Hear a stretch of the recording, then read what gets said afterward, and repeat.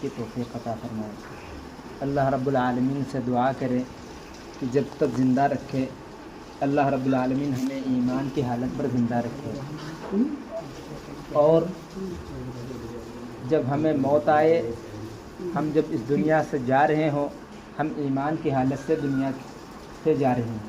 ये हर वक्त हमें दुआ करनी चाहिए और हमारी कोशिश ये होनी चाहिए कि हम वो काम करें जो अल्लाह रब्बुल आलमीन को पसंद है और अल्लाह के रसूल सल्लल्लाहु अलैहि वसल्लम को पसंद है।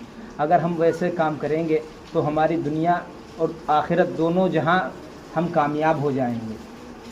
आज हम सोचते हैं हम कामयाब हो जाएं, लेकिन जो कामयाबी के रास्ते हैं उन पर नहीं चलते।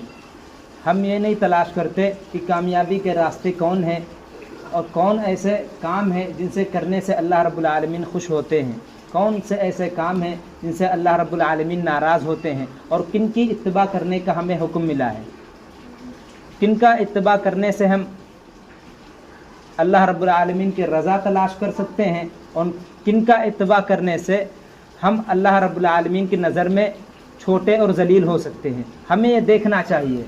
हम जो ज़िंदगी 24 घंटे की गुजार रहे हैं, हम हर वक्त ये अपने दिल के अंदर फ़िक्र करें, कोशिश करें कहीं हमसे वो आमाल ज़ाहिर तो नहीं हो रहे हैं जिनसे अल्लाह रब्बुल आलमीन नाराज़ होते हैं, जिनसे अल्लाह रब्बुल आलमीन की तरफ से ऐसे फ़ैसले आते हैं जो हम परेशान हो जाएं, दुनिया के अंदर परेशान हो जाएं, आखिरत के अंदर भी परेशान हो जाएं।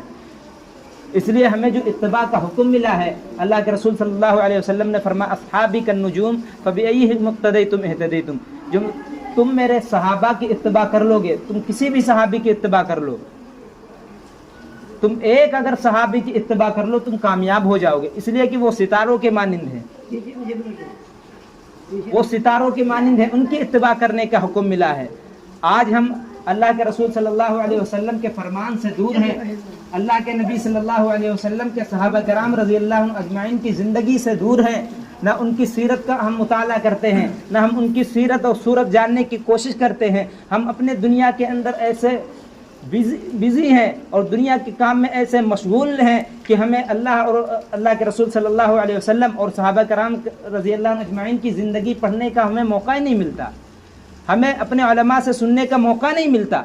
हम कब सुनेंगे? जब हम अपने उलमा के पास बैठेंगे और अपने जानने वालों से मालूम करेंगे। इसलिए ना हम जानने की कोशिश करते हैं, ना हम मालूम करने की कोशिश करते हैं, ना हम सुनने की कोशिश करते हैं।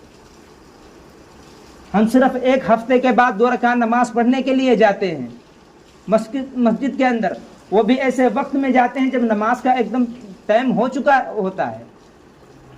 हम यह इरादा करें कि हम जब मस्जिद के अंदर जाएंगे जुमे के दिन तो सबसे पहले मस्जिद में हम आने की कोशिश करें, इसलिए कि जो शख्स जुमे के अंदर सबसे पहले दाखिल होता अल्लाह रब्बुल आलमीन उसे बहुत बड़ा सवाब देता और अल्लाह रब्बुल आलमीन के रजिस्टर में उसका नाम पहले लिख दिया जाता है। हमें बताया जाता है, हमें मालूम है, लेकिन फिर भी हम कोशिश नहीं करते। हम घड़ी को देखते रहते हैं, उस वक्त चलते हैं जब 5 मिनट 2 मिनट रहते हैं। ये कितनी अफसोस की बात है। सहाबा कराम रज़ियल्लाहु अन्हुम अजमाइन की ज़िंदगी को पढ़े हैं, जब अजान की आवाज़ सुनते थे फौरन अल्लाहुम्मा लब्बैक कहते हुए निकल पड़ते थे और बदन पर कपकपी सवार हो जाती थी। वो समझते थे कि अल्लाह के रसूल सल्लल्लाहु अलैहि वसल्लम का हुक्म है कि ये जो अजान दी गई है ये अल्लाह का हुक्म है, ये अल्लाह ने बुलाया है। अब दुनिया के जितने काम हैं वो चाहे जितने ज़रूरी हों, अल्लाह के हुक्म के आगे सब छोटे हैं। अगर हम अल्लाह का हुक्म